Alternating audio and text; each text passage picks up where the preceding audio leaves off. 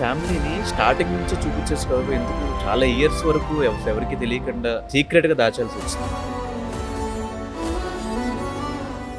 భయమైందిరా పెళ్ళి అని చెప్తే ఎక్కడ హీరో ఛాన్స్ అనౌన్స్ చేసినప్పుడు ఎంటర్ అయినప్పుడు యాంకర్ రవి అంటే ఈయన టాప్ 5 లో పక్కా ఉంటాడు అనే పాయింట్ వచ్చింది జనాలకి. సస్టైన్ అవ్వలేదు, అది ఎందుకు కంటిన్యూ అవ్వలేదు, ఏం జరిగింది అనుకోవచ్చు.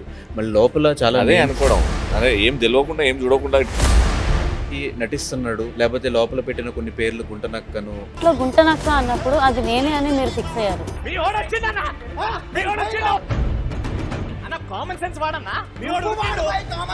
అనుకున్నంత సక్సెస్ వచ్చిందా అంటే ఒక క్వశ్చన్ మార్క్ నాకే అనిపిస్తూ ఉంటుంది. ఇవన్నీ షో ఆఫ్ దేనికి? ఎవడు చూపించుకోలేదు?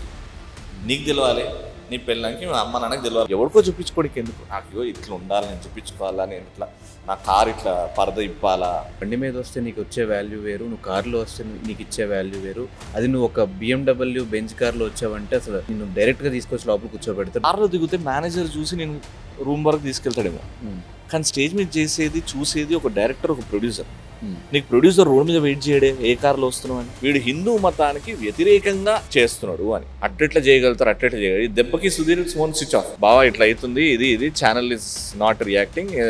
నేను కూడా phone switch off. Phone on చేయగానే ఒక అంటాడు నంబర్ దొరికిందని, ఒకడు అని అంటాడు.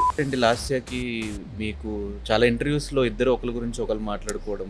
ఓ ఇద్దరం చేస్తున్నాము, ఒక షోకి పేరు వస్తుందండి, ఎక్కువ పేరు రావాలి దానికి. ఇప్పుడు నేను కొట్టింది వేరే 10 వీడియోలు క్యాప్చర్ అవుతుంది, వీడు చేసింది ఎవరికి గుర్తుండదు. యాంకర్ రవి కొట్టాడు అని అది వస్తుంది. ఇప్పుడు నాకు ఇంత డబ్బులు ఇచ్చారు అంటే నేను ముందే చెప్పిన, నిత్య ఆడుకుంటారు నా జీవితంతో, they giving me so much, they will play with me because నేను సైన్ పెట్టా.